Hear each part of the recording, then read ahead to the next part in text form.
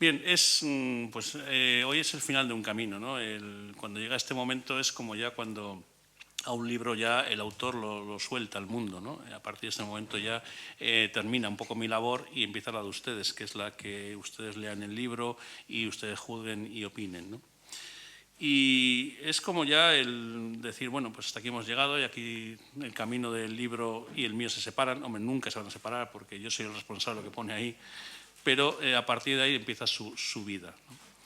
Y también pues presentar un libro es motivo de satisfacción, más en los tiempos que corren, que no son buenos tiempos para la cultura, ¿eh? Me parece que son tiempos para otras cosas, ¿no? Pero realmente lo que se gasta en cultura es muy poquito frente a lo que se gasta en otras cosas que a lo mejor son menos valoradas. Acabar un libro es un final de un proceso largo de investigación, de gestión, de edición y finalmente de publicación. Entre que se genera la idea y el libro llega a sus manos, pues a veces pasa mucho tiempo. La verdad que en este caso no ha sido así. Afortunadamente, por una serie de circunstancias, la cosa ha sido bastante rápida y el libro ha estado en la calle en un plazo bastante corto, con lo cual es también de congratularse y sobre todo agradecer al Ayuntamiento de Hondarribia que lo haya hecho en un plazo tan breve. Y luego, pues como ya decía el concejal, yo llevo muchos años unido a este pueblo, muchísimos años, por muchísimas cosas. He hecho de este pueblo de todo. Ya le he dicho al concejal antes, lo que pasa es que no podemos decir en público, porque hay público que no debe oír ciertas cosas. Pero es una motivo de satisfacción porque vuelvo a escribir sobre Hondarribia y en la que ya participé en la historia que se hizo cuando el 800 aniversario de la villa hace unos años. Y siempre ha sido un motivo bastante frecuente en mi historiografía y en mi obra, pues Hondarribia, la frontera, el Bidasoa, en fin, son cosas que las he conocido desde muy pequeño, ¿no? Bien, lo que se espera de este acto es que les cuente un poco el libro. Entonces ustedes ya están exentos de tener que leérselo. Pues lo siento, no lo voy a hacer. No les voy a contar el contenido del libro. Si quieren ustedes tendrán que averiguarlo, aunque evidentemente alguna referencia tengo que hacer a lo que digo en el libro, ¿no? Lo que quisiera es que sí que lo consultaran, que lo leyeran y que posiblemente muchas cosas sabrán ustedes mucho más que yo y que posiblemente pues las podrían aclarar mucho mejor que yo. Lo que sí quiero es explicarles un poco cómo se genera el libro, cómo se genera un libro, desde que nace la historia, la idea en la cabeza del historiador hasta que el libro llega a sus manos, ¿no? Bueno, en este caso es un libro de muy larga gestación, aunque luego su materialización ha sido bastante rápida, porque podríamos decir que Jaizkibel y Guadalupe es uno de mis lugares de memoria. El lugar de memoria es un término que acuñó un historiador francés, se llama Pierre Nora, que decía que un lugar de memoria es donde ha ocurrido algo que hay que recordar, sea bueno o sea malo, sin entrar en mayores detalles, ¿no? Y de luego Jaizkibel de Guadalupe es uno de mis lugares de memoria, que durante muchísimos años recorrí domingo a domingo, hiciera bueno, hiciera malo, lloviera, nevara o hiciera lo que fuera, lo recorríamos. Y siempre he tenido esa relación un poco especial con este monte. Siempre me ha parecido un monte muy interesante, fascinante, que llegaba desde pasajes hasta la frontera, con su especialidad, su especial formación, sus características. En fin, ha sido un sitio que realmente siempre me llamó la atención, ¿no?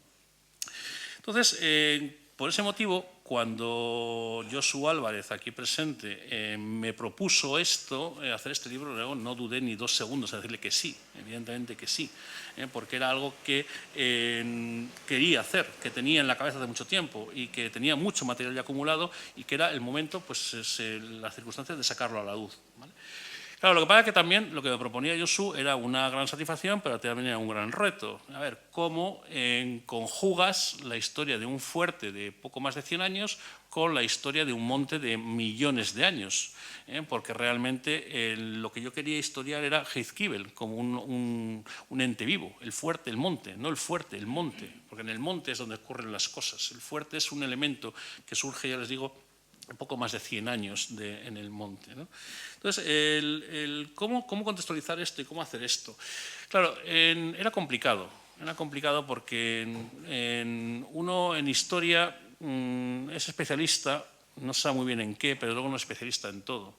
Entonces, plantear este problema generaba una duda. Entonces, opté por hacer una mezcla entre 2 términos que son la memoria y la historia, que pueden parecer similares pero no son sinónimos.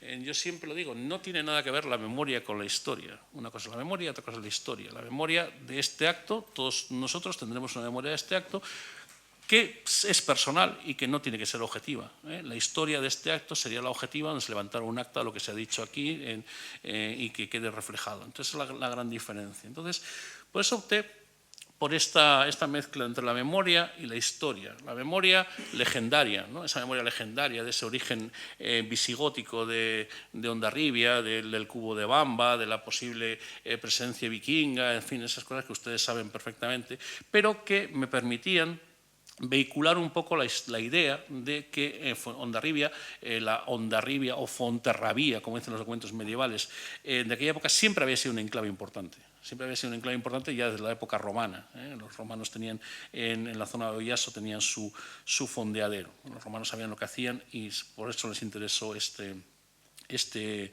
lugar, ¿no? Entonces arranqué en lo que se llama una historia longue durée, ¿no? una historia de larga duración, es decir, arrancando desde la prehistoria para ir avanzando hacia el presente, ¿no? Entonces, si ustedes ven el libro, cuando vean el libro, verán que hay un capítulo introductorio amplio que se llama Antes del fuerte. Es decir, el fuerte no surge así de repente, porque a alguien se le ocurre, vamos a poner un fuerte aquí, sino que surge por una serie de circunstancias, ¿no? Y es donde hago un recorrido rápido, pues desde esa primera presencia humana en Jaizkibel, luego esa presencia legendaria visigótica, presencia navarra, castellana, etcétera, etcétera, hasta el siglo XVIII. Bien, el siglo XVIII es un punto de inflexión. Y saben ustedes perfectamente, saben ustedes que los destrozos de las murallas de Hondarribia son resultado de las minas de los convencionales franceses en 1795. Los agujeros que hay en las murallas eran lo que estaba previsto para volar las murallas, para que Hondarribia dejara de ser una plaza fuerte. Esos agujeros que luego se convirtieron en el siglo XIX en una especie de cosa romántica, de pasadizos secretos, donde la gente podía recorrer las murallas, en fin, bueno, ese primer turismo que se generó, ¿no?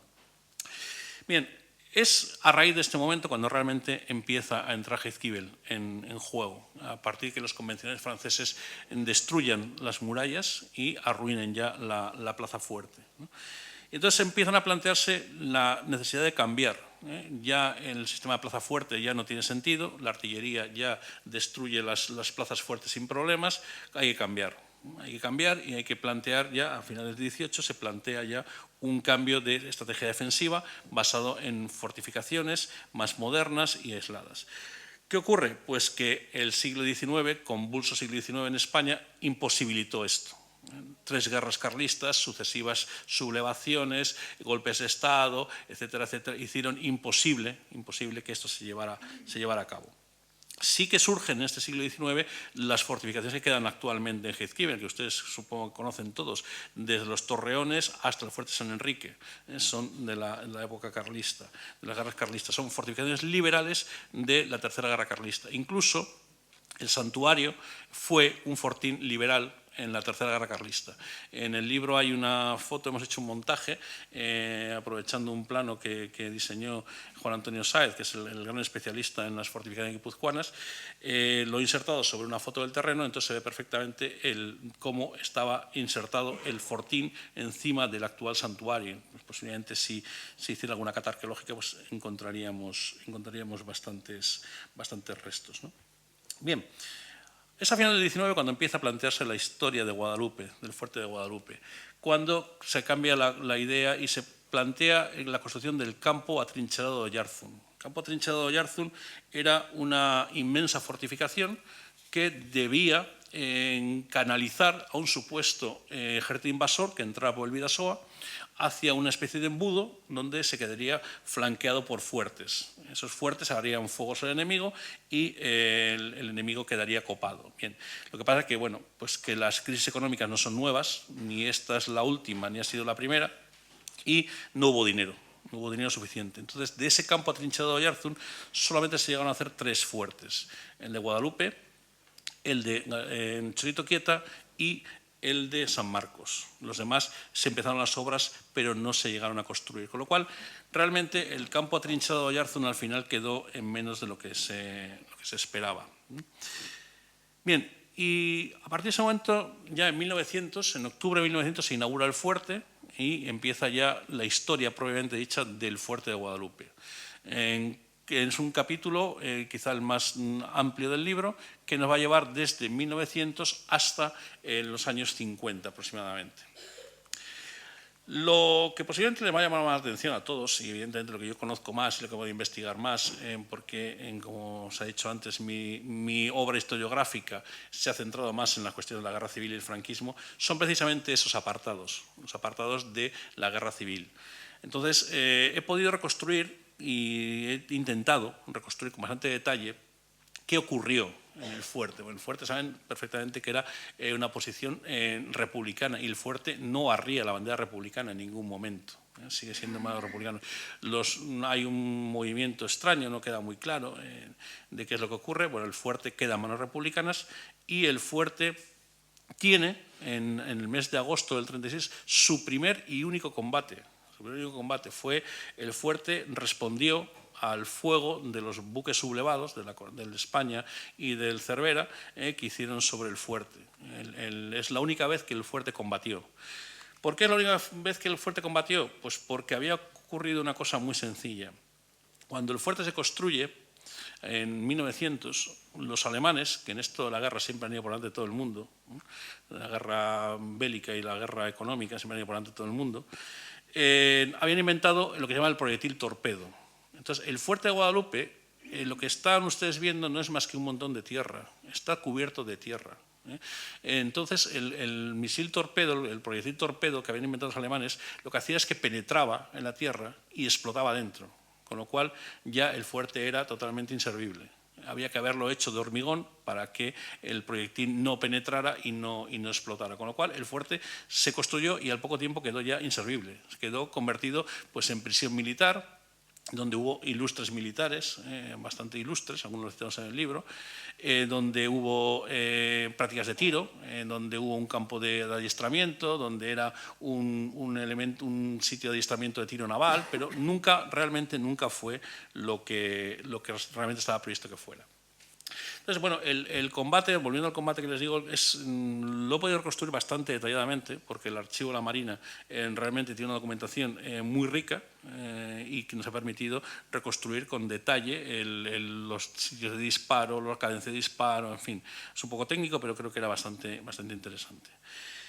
Y luego hay otra cosa que es fundamental, que es lo que prácticamente todo el mundo recuerda a Guadalupe, que es los sucesos de Guadalupe, los fusilamientos de los presos de Guadalupe el 4 de septiembre de 1936, cuando ya había caído Irún en manos de los sublevados y se retiraban las tropas hacia San Sebastián. Claro, ahí hay una cosa que se ha dicho tradicionalmente. ¿Son milicianos anarquistas que huyen de Irún los que fusilan a los presos? Pues no, creo que no. Nunca se puede afirmar taxativamente nada en esto de la historia, pero creo que no. Creo que el responsable de estas muertes es un señor que pasó a la historia de la guerra civil en Euskadi, que luego murió fusilado en el franquismo, en fin, con una larga trayectoria, que fue Jesús Larrañaga, el dirigente comunista de Guipúzcoa. También se desmiente la idea de que huyeron por la carretera de Jaizkibel hacia San Sebastián. No existía. La carretera de Jaizkibel, la que conocemos ahora, la carretera de Jaizkibel que va por la cordada de Jaizkibel, la carretera técnica número 1. Esa carretera se hizo después, la hicieron después, con lo cual no pudieron huir por ahí. Pero recuperando esta historia surgen dos cosas, que son dos cosas que ahí están ahí. Una es una cosa que posiblemente nadie esperaba, que es que surgió la figura de Jesús Mangado. Bueno, me va a decir usted, ¿quién es Jesús Mangado? Pues Jesús Mangado era un mecánico, que se llamaba antes un mecánico, que realmente era el chofer de los veraneantes que venían a Hondarribia. Los veraneantes de la nobleza, aristocracia madrileña que venían a veranear aquí, traían sus choferes y traían sus mecánicos. Realmente eran chofer, mecánico y de todo, ¿no? Bien, este hombre, que hemos tenido la suerte de recuperar el sumario, fue el chivo expiatorio de lo que ocurrió en Guadalupe. Fue al que le echaron la culpa de todo, al que le echaron encima las culpas de las muertes del fuerte y que incluso le acaban fusilando. El sumario lo voy a depositar en el archivo municipal para que ustedes, si alguien lo quiere consultar. Hay episodios de una dureza bastante grande que pone de manifiesto la violencia y la injusticia de la justicia franquista. Justicia, injusticia. Hablar de justicia en el franquismo es como un contrasentido. Pero creo que era importante recuperar la personalidad y la persona de Jesús Mangado. Esas personas que pasan desapercibidas por la historia, pero que han tenido un papel trágico, pequeño pero trágico. Yo creo que debe ser recordado porque posiblemente no estuvo implicado en lo que a él se le acusó. Sí que hay otros implicados, algunos célebres como un tal Milton Manzanas, que también aparece por ahí, etcétera, etcétera. Son siempre personajes recurrentes que siempre aparecen en los mismos sitios, ¿no? Y que, bueno, eso habrá que analizar más de una manera más detallada.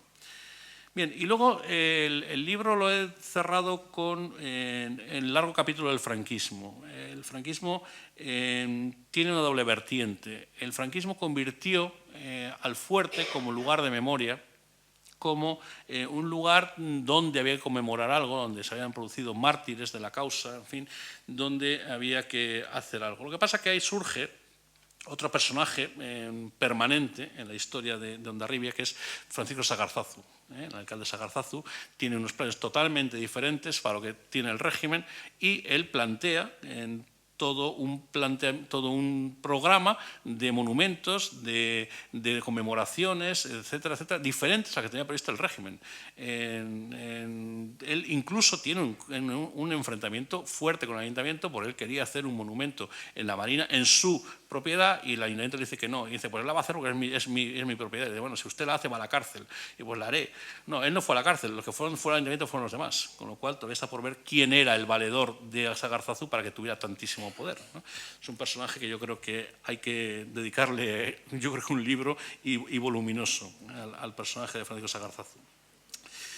Bien, y me importa dentro de ese capítulo final lo que se llama la otra memoria, es decir, la memoria monumental del franquismo toda la hemos recordado, toda la conocemos, los más jóvenes no, porque los monumentos han desaparecido. Queda vestigio gráfico, evidentemente, de ellos y bueno, quizá habría que haberse planteado si es mejor quitar o es mejor reinterpretar, pero bueno, ya lo hecho está, ¿no? Sí que me ha importado muchísimo saber qué ha pasado con otras personas, porque claro, si ustedes cuando vean el libro verán que hay un montón de nombres que muchos les sonarán y muchos los conocerán por muchos motivos, familiares o de conocimiento. ¿Qué fue de ellos? Pues bueno, he intentado rastrear un poco qué fue de estas personas. Entonces, bueno, hemos encontrado pues que algunos pues son fusilados, como Antonio Ortega, el gobernador civil de Guipúzcoa, un personaje demonizado, pero que al final es un personaje que hizo todo lo contrario, es decir, intentó salvar a todas las vidas que pudo y al final lo pagó con la suya. Jesús Larrañaga, que ya les he mencionado antes, también fusilado. El concejal socialista de Irún, Florencio Iracheta, también fusilado. Y otros que se les pierde el rastro, que me gustaría saber qué fue de ellos. Por ejemplo, el capitán Santillán, el famoso capitán Santillán, instructor de las compañías del Alarde, comandante del fuerte de Guadalupe, que se pierde en la historia. Se sabe que va al frente de Vizcaya, está en el frente de Vizcaya, muere un hijo suyo, pero luego ya ha sido imposible saber qué ha sido de él. O que ha sido, por ejemplo, del concejal socialista Ramón Pérez, el primer concejal socialista que hubo en Hondarribia, tampoco se ha sabido qué fue de él. Sabemos que fue a Bilbao, constituyó el ayuntamiento de Hondarribia en Bilbao, sabemos que pasó a Francia y parece que murió en Toulouse, pero no hemos sabido qué ha sido de ellos. Luego sabemos de otros, por ejemplo, el sargento Ángel Blanco. El sargento Blanco era el técnico, por decirlo de alguna manera, era el que sabía disparar los cañones, que sabía manejarlos. Bueno, pues este hombre a mediados de los años 40 todavía estaba en la cárcel. Consiguió salvar la vida, pero a mediados de los años 40 todavía estaba en la cárcel. Y luego hay otros muchos, la lista es muy larga, que han acabado en batalla de trabajadores o en el exilio o en la cárcel o han acabado incluso en batallones disciplinarios en Marruecos. Irán viendo el listado y posiblemente algunos sepan ustedes mucho más que yo, con lo cual pues sería bueno que esos testimonios los aportaran, ¿no? Luego queda otra cuestión por determinar, es una cuestión que la hablábamos ayer, que es la cuestión de la posible existencia de 5 cadáveres en Guadalupe. Hay testimonios orales, hay testimonios escritos que hablan de que a unos milicianos se les sorprendió allí. Bueno, luego hay una historia muy novelada sobre este tema, ¿no? pero bueno, sí que es cierto que las tropas estas franquistas no hacían prisioneros. Entonces, bueno, todo indica que puede, a lo mejor, que quizás pueda haber estos restos allí. Nunca lo sabremos hasta que no hagamos una cata. Pero bueno, es una cosa que yo creo que todos ustedes habrán oído hablar, que se han recogido testimonios orales recientes, pero que no sabemos si están ahí o no están ahí. Yo creo que la mejor manera de aclarar estas cosas es hacerlo. Bueno, pues no están, pues ya están, se acabó la historia. Si están, pues bueno, pues entonces veremos qué hacemos, ¿no? Bien, no quiero aburrirles más y ya quiero ir un poco terminando. Y yo creo que este libro, con sus aciertos y con sus errores, es responsabilidad mía. Lo que llega a sus manos, no. Yo he sido uno de los actores, pero no el único, ¿no? Y hay que reconocerlos. Y estos actos son precisamente para eso, para reconocer a esas muchas personas que han colaborado en que este libro llegue hoy a sus manos. En primer lugar, al Ayuntamiento de Hondarribia, ya lo he dicho, sin él no hubiera sido posible, porque los tiempos que corren, pues editar un libro es una cosa casi heroica, ¿no? Evidentemente, hay un agradecimiento especial a Josu Álvarez. Josu Álvarez sí es el impulsor, el alma mater, el defensor, el vigilante, el todo, y encima amigo, de que este libro ha llegado a sus manos, y tengo que agradecérselo públicamente ante todos ustedes. Lo mismo que a todos mis compañeros de la Sociedad Murru, que saben que lo han conocido de cerca, lo hemos trabajado y hemos seguido su desarrollo, y ya por fin, ya hoy acabamos con él. Hay que mencionar, y lo tengo que hacer, hay dos personas que tengo relación con ellas hace muchísimos años y que le debo mucha gratitud, que son a Begoña Andrés y a Cote Guevara, el archivero y bibliotecario. Sin ellos hubiera sido imposible, sin su conocimiento, sin su aporte de documentos, sin sus comentarios, sin su ayuda, muchas cosas no se podrían haber hecho. Entonces, hace ya muchos años que me honran con su amistad, y creo que también es un momento de agradecerles públicamente todo su apoyo y su ayuda para que esto llegue a buen pie. Y lo mismo, pues otros compañeros están aquí también, Juan Carlos Verasturi, Miquel Zabaleta, la profesora Cristina Moreno, que no ha podido estar aquí, porque han colaborado mucho para que esto, hemos discutido muchas de estas cosas, para que estos combates por la historia, como decía Lucien Febre, lleguen a la luz. Evidentemente también a Juan Antonio Sáez, que sin sus planos y sus fortificaciones, sus cosas, pues no hubiera sido posible hacer esto, ¿no? Y luego también, pues claro, evidentemente los familiares y amigos, a Carmela Barruso, que está aquí en primera fila, que ella es la que decidió la portada, las fotos y esas cosas, que aunque es pequeña, vaya a punta maneras, ¿no? Y esperemos que siga la trayectoria. Y ya, pues para culminar y para finalizar y para no aburrirles más, yo siempre me gusta citar a Julio Caro Baroja, que decía, y eso lo digo a mis alumnos siempre, lo digo todos los años, lo que pasa es que nunca me hacen ni caso, ¿no? Que les digo que una biblioteca es la historia de una vida, es la vida de lo que te ha gustado a lo largo de la vida. Entonces, que mirando tu biblioteca ves lo que te ha gustado a lo largo de tu vida. Entonces, yo espero que este libro les guste y pase a formar parte de sus bibliotecas y ahí se quede. Muchas gracias.